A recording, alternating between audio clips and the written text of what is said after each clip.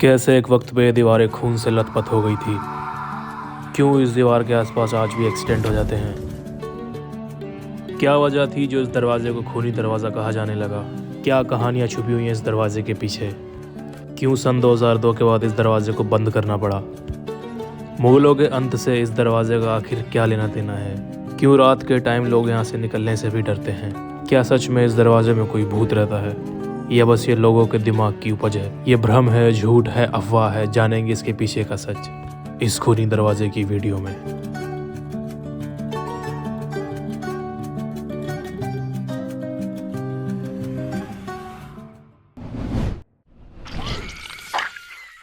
तो गाइस जैसे दिल्ली में बहुत सारे गेट हैं, इंडिया गेट है, दिल्ली गेट है, कश्मीरी गेट है, उसी की तरीके से ये भी एक गेट है यहाँ का जिसको लाल दरवाज़ा बोलते हैं। ये जो खूनी दरवाज़ा है भाई, इस दरवाजे को 16वीं शताब्दी में यानी आज से 400-500 साल पहले अफगान का एक शासक यहाँ आया था, शेर शाह सूरी।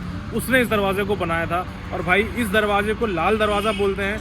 करंट में भी इसे खूनी दरवाज़ा बोलते हैं। तो भाई सबसे पहले इस दरवाजे का नाम रखा गया था काबुली दरवाज़ा, क्योंकि जब अफगान की तरफ का कारवां यहाँ से आता जाता था तो ये काबुल की तरफ यहीं से जाया जाता था, इसीलिए इसको काबुली दरवाज़ा कहते थे। लेकिन बाद में भाई इसे लाल दरवाजे का नाम दे दिया गया, क्योंकि जब आप इस दरवाजे को देखोगे भाई ये लाल बलुआ पत्थर से बना हुआ है और इसमें सफ़ेद पत्थर लगाए हुए हैं, तो इस वजह से इस दरवाजे को बोलते थे लाल दरवाज़ा। लेकिन भाई जब इस दरवाजे की दीवारों ने इतने कत्ल देखे, इतने खून देखे, इस दरवाजे को सब धीरे धीरे खूनी दरवाजा कहने लग गए। तो गाइस अभी जो दरवाजा है ये खूनी दरवाजे के नाम से जाना जाता है। तो दोस्तों ये बात है 20 सितंबर की 1857, जब भाई अंग्रेजों ने दिल्ली पे पूरी तरीके से घेर लिया और कब्जा कर लिया था। उस वक्त के आखिरी मुगल थे बहादुर शाह जफर, जिन्होंने ये देख लिया कि अब अंग्रेज इन पे हावी होने लगे। उसके बाद वो अपनी फैमिली के साथ हुमायूं टॉम्ब के अंदर जाके छुप गए थे। भाई जिसको नहीं पता बता दूं, हुमायूं के मकबरे के अंदर 68 कमरे बने हुए हैं, जिसमें बहुत सारी कब्रें बनी हुई हैं। उसी में जाके जो है बहादुर शाह जफर अपनी फैमिली के साथ छुप गए थे, जहाँ पे उसके 2 बेटे थे, एक उनका पोता था। अब मेजर हडसन क्या करता है, हुमायूं के मकबरे को चारों तरफ से घेर लेता है। उसके बाद हुमायूं के मकबरे की बाउंड्री को तोड़ के उसके अंदर घुसता है। उसके बाद बहादुर शाह जफर को अरेस्ट कर लिया जाता है। दिन आता है 22 सितंबर का 1857। बहादुर शाह जफर के 2 बेटे और एक पोता उसको अरेस्ट करके मेजर हडसन, जो ब्रिटिश आर्मी का जनरल था, वो लेके जा रहा था लाल किले में फैसले के लिए। अब जब राजकुमार अरेस्ट होके सारे जा रहे थे तो लोगों की भीड़ लग गई थी। मेजर हडसन भी साथ में ही था। अब उसने देखा इतनी भीड़ लग गई है, कोई इन राजकुमारों को हमसे छुड़ा ना ले। अब इसी डर के मारे मेजर हडसन क्या करता है, उन तीनों राजकुमारों के कपड़े उतार देता है, नंगा कर देता है, भाई गोली मार देता है और यहाँ टांग देता है इसी दरवाजे में। उसके बाद इसी दरवाजे पे लटकाने के बाद जब पूरी तरीके से वो ख़त्म हो जाते हैं, उसके बाद वो उनको पेश कर देता है कोतावली में ले जाके। और जो बहादुर शाह जफर होते हैं, उनकी एक आखिरी ख्वाहिश होती है कि मुझे जो है, जो मैंने जगह चुनी हुई है दफन होने के लिए, मुझे वहीं पे दफन होना है, जो कि एक उनका जफर महल है जो मेहरौली इलाके में है। उसकी वीडियो भी हमने बनाई हुई है और वहाँ पे वो जगह दिखाई हुई है, तो आप उस वीडियो को देख सकते हो। अंग्रेज जानबूझ के मार के उसे रंगून भेज देते हैं, जिसे आज म्यांमार बोलते हैं, जो हमारा पड़ोसी देश है।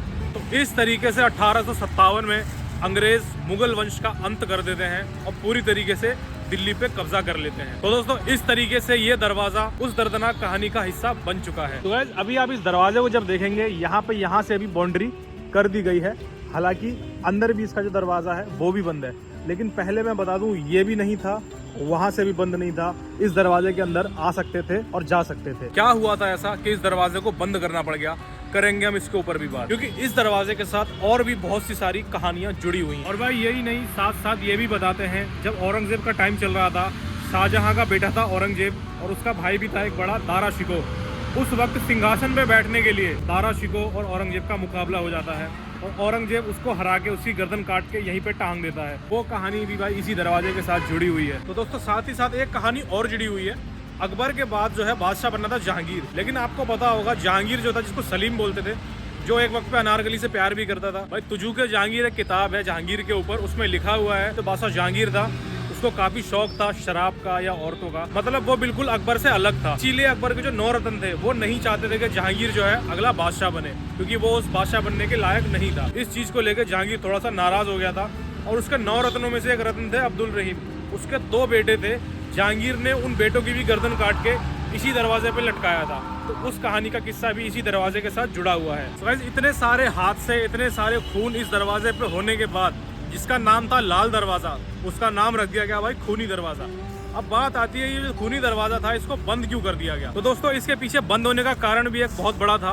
बात थी 2002 की, जब भाई 3 लड़कों ने एक लड़की के साथ इस जगह पे बलात्कार किया था। क्योंकि यह जगह फेमस है भाई हॉन्टेड प्लेस के नाम से।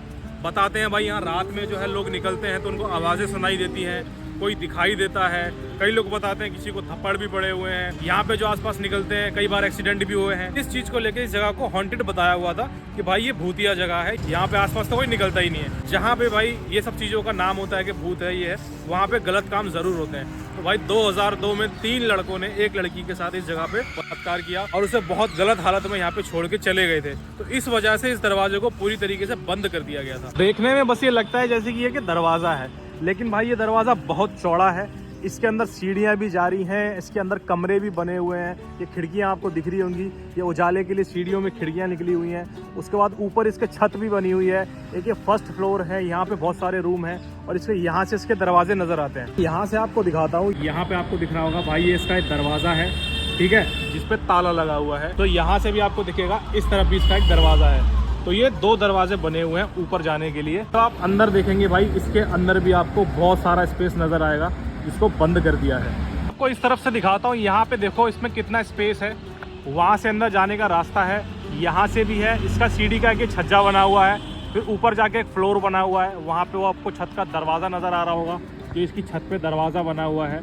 वहाँ इसके ऊपर छत भी है। इसके ऊपर एक और मंजिल है जिसको सजाया हुआ है, जहाँ पे डिज़ाइनदार जो है इसकी रेलिंग जैसी बनाई हुई है। यही बताते हैं इन्हीं सीढ़ियों से उस लड़की को ऊपर ले जाया गया, क्योंकि रात का वक्त होता था। वैसे भी लोग यहाँ से निकलने से रास्तों से डरते थे और इस वक्त तो इस दरवाजे को बिल्कुल पेड़ों से छुपा दिया गया है।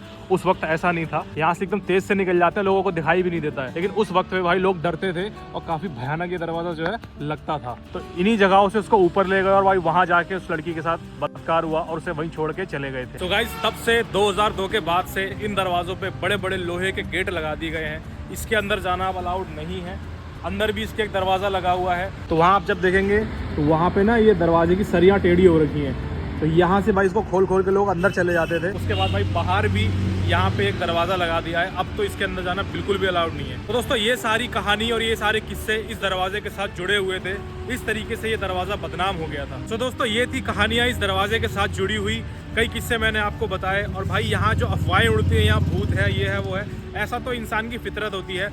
जब कुछ चीज़ होती है, कहीं कोई मर जाता है या कुछ हो जाता है, कहीं ना कहीं इंसानों के अंदर में डर पैदा हो जाता है। और एक आध बार यहाँ पे अगर गलती से किसी वजह से एक्सीडेंट हो गए तो उसको भाई इसी इमारत के नाम से जोड़ दिया गया। लोगों ने पूरी तरह से अपने जहन में बिठा लिया यहाँ पे कोई ना कोई नेगेटिव ताकत है। दोस्तों साथ ही साथ ये भी बताना चाहूँगा भाई, जब 1947 में देश का बंटवारा हुआ था, हिंदुस्तान और पाकिस्तान बना था, उस टाइम भी भाई इस दरवाजे में काफ़ी लोग आके यहाँ पे रुके थे। तो गाइस उन दिनों भी लड़ाई के दौरान काफ़ी लोगों का खून इस दरवाजे में बहा था। तो गाइस ये जो दरवाज़ा है दिल्ली के बहादुर शाह जफर रोड पे है और भाई इसके पीछे जस्ट देखेंगे मौलाना आज़ाद कॉलेज है, उसी के साथ में जो है ये दरवाज़ा बना हुआ है। तो दोस्तों ये था वीडियो खूनी दरवाजे की हिस्ट्री का, क्योंकि दोस्तों इंसान चाहे जहाँ पहुँच जाए उसे भाई अपनी कभी हिस्ट्री नहीं भूलनी चाहिए। सो गाइस वीडियो अच्छा लगा हो तो वीडियो को लाइक करिए, चैनल को भी सब्सक्राइब कर सकते हैं। इसी तरीके की हिस्ट्री और कहानियां मैं आपके सामने लाता रहता हूँ। और आप चाहें तो मेरा फेसबुक का ये पेज है, इसको भी आप फॉलो कर सकते हैं। Thanks for watching, bye bye.